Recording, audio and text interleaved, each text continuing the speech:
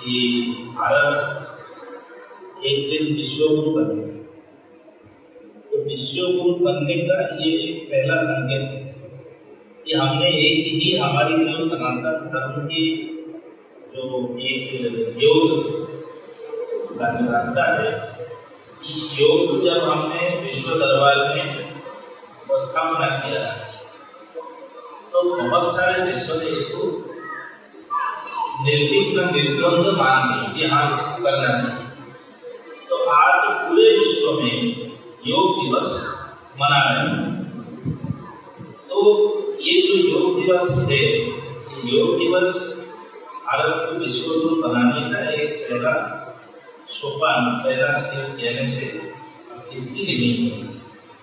ठाकुर जी के भाषा में योग क्या है न, आत्मा और परमात्मा की मिलन में योग क्या है। तो आत्मा और परमात्मा का मिलन कैसे होगा? आत्मा और परमात्मा की मिलन तब होगा जब हम आत्मा कौन है, परमात्मा कौन है, आत्मा कहाँ पे है, परमात्मा कहाँ पे है, इसके बारे में जब हमारी ज्ञान लाभ होगा तभी ये योग हो सकता है।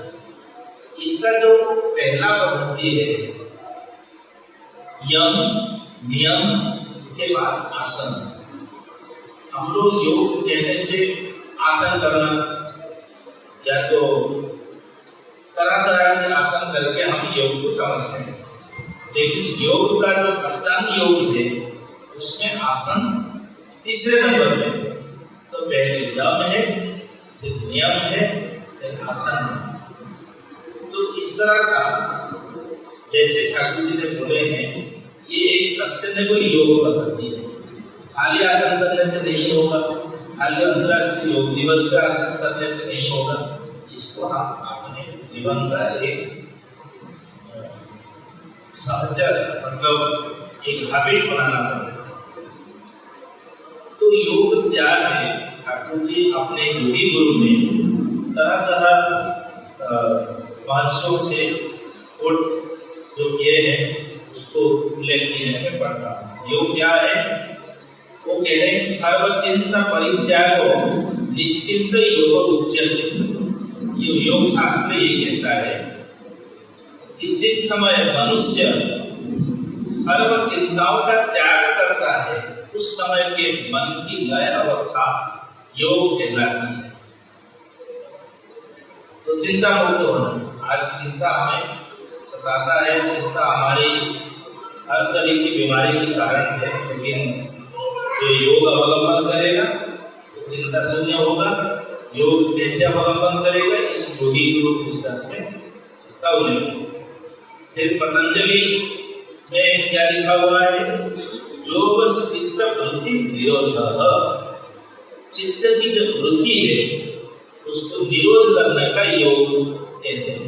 ये बहुत बड़ा चैप्टर है। फिर चित्त वृत्ति निरोध कैसे करना है उसके बारे में भी चर्चा हमें पता होनी चाहिए और हमें इसमें मतलब उपलब्धि होनी चाहिए।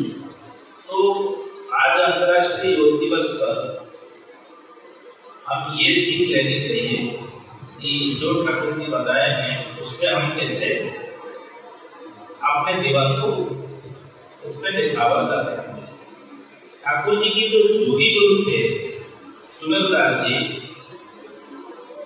वो जब ठाकुर जी को योग शास्त्र शिक्षा दिए और उसके बाद बोले कि आप जाओ अभी कोई गृहस्थ की आश्रम में रहते हुए आप योग की साधना करें, क्योंकि योग करने के लिए आपको थोड़ी पौष्टिक आहार की जरूरत है। तो ठाकुर जी गए तो बोले भगवान की कृपा से आपको गृहस्थ मिल जाएंगे, आपको कोई ज्यादा परेशानी होने की जरूरत नहीं। तो जब ठाकुर जी जा रहे थे, सुगंधदास जी एक टीकालज्ञ सिद्ध ऋषि थे, उन्होंने ठाकुर जी को क्या बोला था कि हम पढ़ रहे हैं।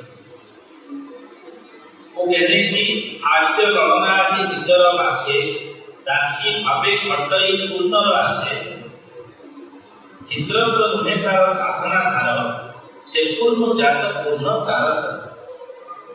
क्या क्या मतलब है ये पहले जो ऋषियों की संघ होता है, संस्था होता है, उसमें कभी माओ का कोई स्थान नहीं था। लेकिन वो पहले सुरेंद्र जी ठाकुर जी को जब विदाई दे रहे हैं तो पहले माओ की बात कर रहे हैं, कह रहे हैं कि आर्य लड़ना, मतलब आर्यवर्त, तो भारत को आर्यवर्त कहते हैं, उसकी जो लड़ना मतलब जो महिलाएं हैं आज अपने अपने घर में पूर्णत्व लाभ करने के लिए कर्म योग साधना कर रहे हैं। काशी भावे खट्टोई मतलब कर्म योग कर रहे हैं। उनकी जो साधना है ये छोटी नहीं है, वो भी पूर्ण है और वो भी पूर्ण से जाकर पैदा हुए। तो माओ को पूर्ण अधिकार देना, पूर्ण से जाता है और वो भी पूर्ण है, ये उनकी पहला वाक्य है। फिर क्या कह रहे हैं, स्वदेह उपलब्धि पूर्ण ब्रह्मांड साधना तार देह ब्रह्मांड भांड जे अहम रुद्रे भी ऋषि कन्यार मुखु बाहरी खिलाड़ी ने फुटाई। यानी कि वो अपने शरीर में पूर्णत्व को उपलब्धि करने के लिए त्रैलोक्य जानी भूतानी तानी सर्वाणी कहता वो भी साधन निरत है। और ऐसे बहुत सारे महिषी हैं जो कि अहम रुद्रे देवी, मैं भी महाशक्ति हूँ, ऐसे साधना करते हुए सिद्धि प्राप्त किए। फिर क्या कह रहे हैं, फिर दूसरों के बारे में, जुग जुग धरिण जोगिए बसी हिमाचले तपस्या करी उदासी जे तपस्या तात्पर्य में उत्थान हेब विश्व मानस आर्य कर्म राजा। जैसे ठाकुर जी भी हिमालय गए थे योग साधना शिक्षा करने के लिए, सुभद्रा जी वहीं पे शिक्षा दिए। बहुत सारे योग शास्त्र वहाँ पे रखा हुआ था जो गुफा था। तो कह रहे हैं कि बहुत ही युगों से इस हिमालय में बहुत सारे योगी ऋषि साधन निरत थे और उनकी साधन कभी विफल नहीं होगा। विश्व मानस से आर्य पद्मराज, आर्य मतलब भारतवर्ष कह रहे हैं कि विश्व मानस में भारत धीरे खिला हुआ कमल जैसा खिलेगा। फिर क्या कहते हैं, जगत गुरुदेवे भारत आसी शुद्ध सत्व विकासी तमो विनाशी जे अधर्म नाशी करी धर्म स्थापन सनातन उड़ाई वेकेतन। क्या होगा, इसी भारतवर्ष में जगत गुरु आएंगे, शुद्ध सत्व को विकास करेंगे, तम और रज को विनाश करेंगे, अधर्म को नाश करेंगे, धर्म की संस्थापन करेंगे और सनातन की विजय ध्वजा लहराएंगे। फिर कहते हैं, क्षेत्र प्रस्तुत कार्य हस्ते तो होई समर्पी अपेक्षा श्रीहरि जे जुग बदले सनातन धारा प्रचार करने को दुनिया सा। तो कह रहे कि ये जो जगत गुरु आएंगे उनके लिए क्षेत्र प्रस्तुति चाहिए, तो वो तुम्हारे हाथ में वो कार्य होगा। तो ठाकुर जी को कभी ठाकुर जी तंत्र और ज्ञान इस पे सिद्ध लाभ किए हैं, निर्विकल्प प्राप्त नहीं किए हैं, ना तो योग में सिद्धि किए हैं ना तो प्रेम में सिद्धि किए हैं, बट तभी ये भविष्यवाणी कर रहे हैं जोगिराज सुंदर कि तुम्हारे हाथों में ये कार्य होगा और युग की बदलने वक्त में सनातन प्रचार प्रसार करने में तुम समर्थ होंगे। तो अंतिम वाक्य क्या कह रहे हैं, सांप्रदायिक गणनी तू ही खंडी सार्वभौम प्रतिष्ठा तू ही लभी मुझे पहली संख्या पर न्यासी आनंदे जाओ मने नहीं केळवी सके। कह रहे कि तुम ऐसे कैसे करोगे, ना सांप्रदायिक गंडी मतलब सांप्रदायिक रूप जो मतलब बड़ा सा जो कॉम्प्लेक्स प्रॉब्लम है उसको तुम खंडन करोगे, सार्वभौम प्रतिष्ठा तुम नभोगे सार्वभौम गुरु होंगे ठाकुर जी। कह रहे कि मैं संक्षेप में बोला हूँ ये, और तुम जाओ, मेरे आशीष है तुम्हारे ऊपर, आनंद मन में तुम जाओ और अपना जो मैंने बोला है उसको। ये जो वाक्य है ये आगे योगीराज सुभद्रा जी ठाकुर जी के लिए बोले हैं या और भी कहीं पे इसके बारे में कोई चर्चा है? तो कहते हैं कि मालिका में भी इसके बारे में चर्चा है। मालिका 600 साल पहले अच्युतानंद जी ने लिखे हैं। ठाकुर जी 1880 में जन्म ग्रहण किए, उनके 400 साल पहले ब्रह्मानंद गिरी हुए थे। मालिका उससे पहले भी लिखा हुआ है। जब ब्रह्मानंद गिरी भी नहीं हुए थे तभी मालिका में क्या उल्लेख है सुनिए। मालिका में लिखा हुआ है, ब्रह्म अवतरी मानव रूपरे मध्यरे करिबे लीला, जय गुरु नाम मुख्य उच्चारण भक्त अंग हेलो मैडम। तो कह रहे कि ब्रह्म मानव के रूप में अवतरित होके मध्य धाम में लीला करेंगे और वो में क्या उच्चारण करेंगे ना, जय गुरु नाम। अच्छा, जय गुरु नाम तो बहुत सारे लोग उच्चारण करते। फिर आगे क्या लिखते हैं ना, नलिनी कांतते नाम वही शिव चिन्हि न पाइबे केही, गुरु कृपाल में विराजे करिले नीलवानंद से। यानी जब नलिनी का नाम धारण करेंगे उनको कोई ज्यादा पहचान नहीं है, लेकिन गुरु कृपा लाभ करते हुए उनके नाम जब नीलवानंद होगा तो सारा पृथ्वी को पहचान लेगा। फिर क्या कहें, मालिका में क्या लिखा हुआ है ना, लीला चढ़े रही लीला से करिबे संघ शक्तिर प्रतिष्ठा, उत्तम मानव उत्तम गृहजे ये दुई कथारे दिशा। तो लीला चल में रहते हुए लीला करेंगे, आदर्श जीवन यापन और संघ शक्ति की प्रतिष्ठा, इसके बारे में उनकी भावधारा रहेगी। फिर कह रहे हैं, लीला खड़ा सारी ब्रह्म बाहुली में जाने का पाइबे के, अपना लीला खत्म करके वो चले जाएंगे। नौरतम धरी पुरी से आसीवे दीना अच्युत हो, फिर दोबारा मनुष्य तनु लेके आएंगे, ये दीना अच्युत कहता है। तो जो ठाकुर जी बोले हैं कि जो भी अवतार आएंगे वो मुझे गुरु के रूप में बना, और ठाकुर जी बोले मैं अपना गुरु भार किसी को देके नहीं किया।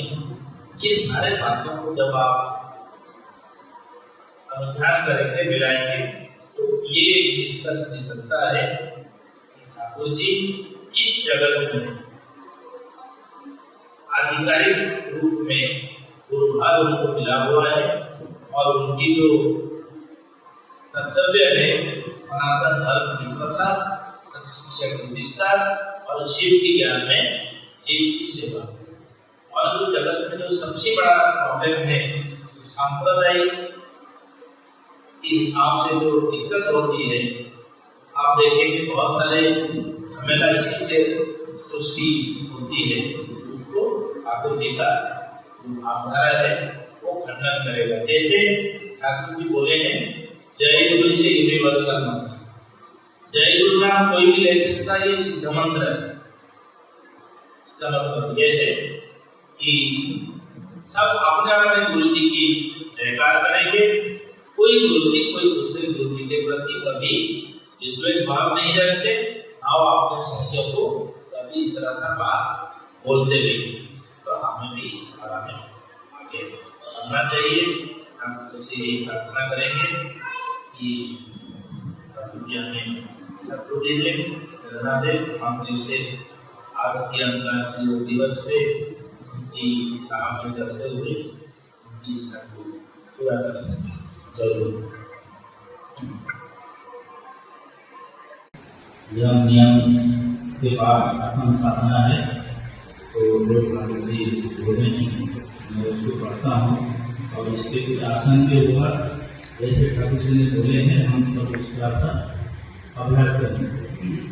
तो आसन साधना के बारे में ठाकुर जी ये बोलते हैं, शरीर नहीं हिले उससे कोई पीड़ा ना हो, चित्त में किसी प्रकार का उद्वेग पैदा ना हो, या चित्त चंचल ना हो, इस प्रकार स्थिर होकर सुखपूर्वक बैठने को आसन कहते हैं।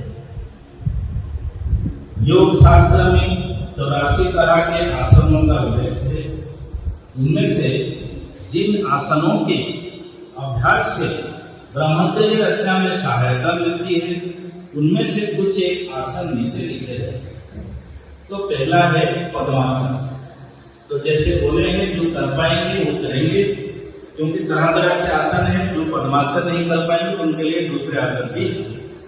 तो पद्मासन बोले हैं कि बाएं जांघे के ऊपर दाएं पैर और दाएं जांघे के ऊपर बाएं पैर रखकर दोनों हाथों को पीछे की ओर लेकर बाएं हाथ से बाएं पैर के अंगूठे और दाएं हाथ से दाएं पैर के अंगूठे को पकड़िए तथा तालू के मूल में जीभ का अग्रभाग और हृदय क्षेत्र में घुटड़ी को रखकर नाक से अग्रभाग में दृष्टि रखकर बैठिए। इसको पद्मासन कहते हैं। आप पीछे मान लो हाथ नहीं भी लेंगे, सामने लेंगे तो उसको मुक्त पद्मासन कहा जाएगा। वो ही ठीक है। पद्मासन दो तरह की है, मुक्त पद्मासन और बद्ध पद्मासन। उपर्युक्त नियमानुसार बैठने को पद्मासन कहते हैं और हाथों को पीठ के और ना लेकर अंगूठे को पकड़कर दोनों हाथ को जांघ के ऊपर चित करके बैठने को मुक्त पद्मासन कहते हैं। पद्मासन करने से निद्रा, आलस्य और जड़ता आदि शारीरिक थकावट दूर होकर हर तरह की बीमारी ठीक हो जाती है। उसके बाद कह रहे हैं कि सिद्धासन। जिनको पद्मासन में असुविधा होती है वो सिद्धासन कर सकते हैं।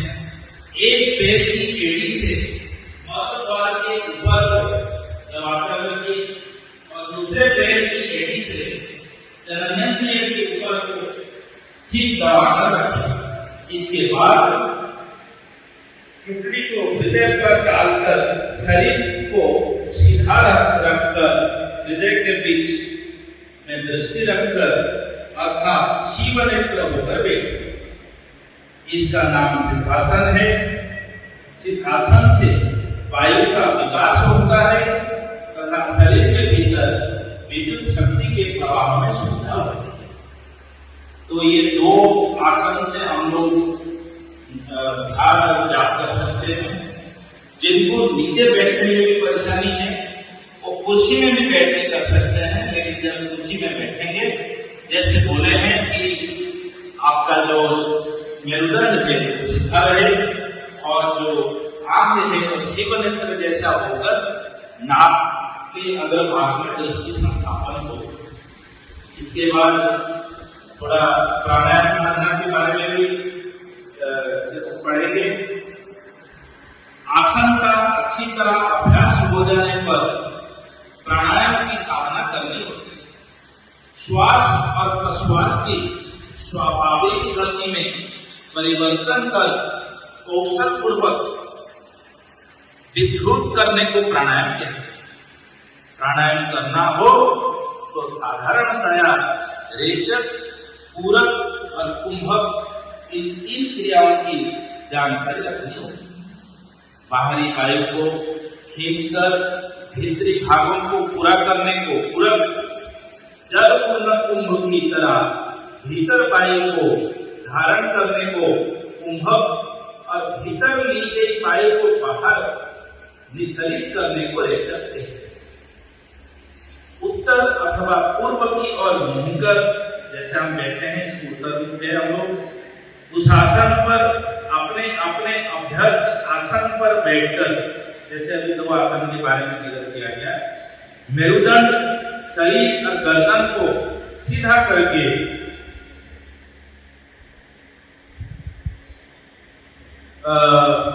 भुहों के मध्य में दृष्टि को स्थिर रखना हो। पहले दाहिने हाथ के अंगूठे से दाहिने नासापुर को पकड़कर वायुरोध करने के लिए प्रणव ओम अर्थात अपने अपने इष्ट मंत्र को 16 बार जाप करते हुए नासापुट से सांस भरना होगा। मतलब इसको बंद करके बाएं नासापुट में 16 बार जय गुरु मंत्र जाप करते हुए वायु अंदर लीजिए।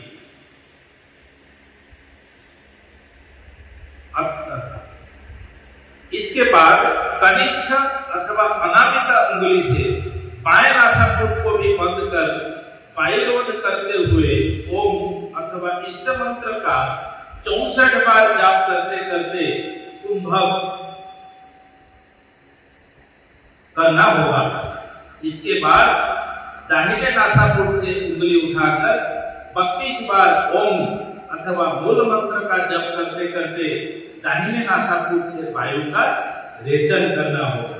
कुछ इस तरह से पुनः विपरीत क्रम में अर्थात श्वास त्याग के बाद उसे दाहिने नासिका द्वारा ही ओम या मूल मंत्र का जाप करते करते पूरा दोनों नासापुटों को पकड़कर कुंभक और बाएं नासापुट से रेचक करना होगा। इसके बाद पुनः हूबहू पहली बार की तरह नाक को पकड़कर क्रमानुसार पूरा कुंभक और रेचक करना होगा। पहले अभ्यास करते समय 16, 64 और 32 के हिसाब से प्राणायाम करने में तकलीफ हो तो 8, 32, 16 अथवा 4, 16, 8 बार जाप करते करते प्राणायाम करना होगा। बाएं हाथ की उंगलियों के पैरों से जाप की बाएं हाथ की उंगलियों की पैरों से जाप की गिनती करनी होगी।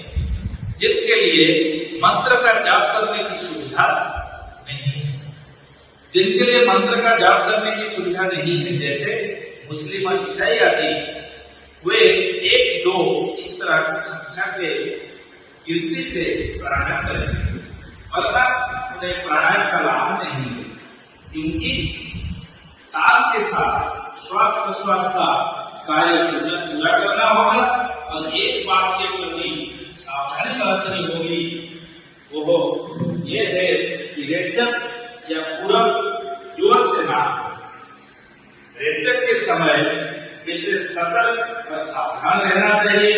इस तरह धीरे धीरे श्वास छोड़ना होगा, जिससे कि हथेली पर रखा सत्तू या रेत भी श्वास के जोर से उड़ ना पाए और श्वास प्रश्वास अटूट तैरधार की तरह प्रवाहित हो। वायु में बाधा हो तो अनेक रोग होने की संभावना है। प्रातःकाल, मध्याह्न, सायंकाल और मध्यरात्रि में प्राणायाम का अभ्यास करना होगा।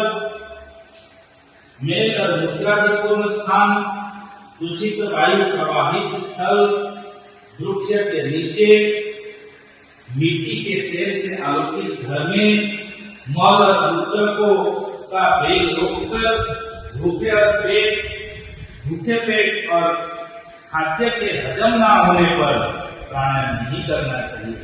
प्राणायाम के अतिरिक्त ब्रह्मचर्य की रक्षा करने का कोई सुंदर उपाय नहीं है। जब कोई कुचिंता मन में जागती है अथवा मन में कोई कुछ दृश्य दिखाई देता है, तब ऊपर बताए गए किसी भी आसन पर बैठकर प्राणायाम करने से प्रत्यक्ष लाभ मिलेगा। प्राणायाम करने से शुरू से ही बहुत शांति मिलेगी। उसके बाद धीरे धीरे और अभ्यास करने से मुख की ज्योति खिल उठेगी। इससे सुस्त दाग और चिंता दूर होगी, गले का स्वर मधुर होगा, यौवन में नयापन दिखाई देगा, सुख का चिर सुहावना मौसम आकर हृदय पर राज करेगा। इसके बाद एक मुद्रा साधन करेंगे, महामुद्रा। अब महामुद्रा का भी मैं पढ़ता हूं। बाएं पैर की एड़ी से योनि क्षेत्र अथवा मलद्वार का ऊपरी भाग और जोर से दबाकर दाहिने पैर को सीधा और सरल छोड़कर बैठिए। उसके बाद दाहिने पैर की दोनों हाथों से दबाकर रखिए तथा कंठ में गुड़ी रखकर कुंभक प्रक्रिया से वायु रोध कीजिए। बाद में प्राणायाम की प्रक्रिया से धीरे धीरे वायु रेचन कीजिए। यह क्रिया महामुद्रा कहलाती है। तो ऐसे दोनों पैर में हम कर सकते हैं, इसको महामुद्रा कहते हैं। तो मुद्रा भी करना चाहिए, प्राणायाम भी करना चाहिए, आसन भी करना चाहिए। ये आज योग दिवस में ये हम थोड़ा सा अभ्यास किए हैं। इस ठाकुर जी की सिद्धि योग संसार कथन में, योगी गुरु में, ब्रह्मचर्य साधन में बहुत सारे पुस्तक में इसके बारे में लिखित है। सब इसको पढ़ें और ठाकुर जी को प्रणाम करते हुए इस अभ्यास में करती रहे। यही ठाकुर जी से प्रार्थना है। जय गुरु।